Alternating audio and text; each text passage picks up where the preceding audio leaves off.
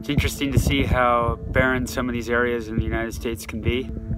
And I just think that we should be thinking about how we can be stewards of what we do have rather than the ambitions we find people having to try to explore new planets. And we should be taking care of the one we have.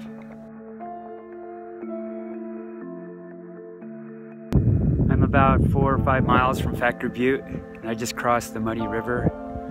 I haven't seen a soul since passing Little Wild Horse Canyon. And I'm thinking as I pass through this area how desolate it is and the ambitions that we see for heading to Mars. And it makes me wonder, why aren't we continuing to work on stewarding what we do have already? If you want to visit Mars, you can still find it here in the United States. One thing I really like about what Bill's doing is he is unaffiliated. He's not Democrat or Republican or some other party. And it seems like, you know, lately we've gotten really stuck in this gridlock with the different parties feeling like they're opposing. Democrats having issues they're concerned with, and Republicans, and always feeling like they have to take different stances on things. And I think that's just not serving us at all.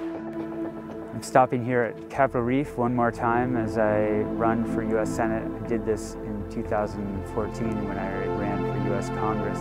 I stopped here on the other side at the end of my bike campaign, and I was really struck by Capitol Reef and the name of the park itself, because it was a representation for me about how I felt as though Washington's stuck on a reef and we're not moving on this issue. And I want to try to reframe it this time around in that instead of talking about Washington being stuck on a reef, I want to talk about how we can get Washington off of a reef. And I think we can do that by working on coming together and to build conversations and not try to be argumentative, but rather build a connection between people, because if you really break down people from different parties and different perspectives, we're all human beings. To see the turnout that we've had along this campaign could be discouraging, and I don't look at it that way, because instead I'm empowered by the people that do stand with me and believe in what I'm doing and hold hope and belief and faith that we can create the change that we need.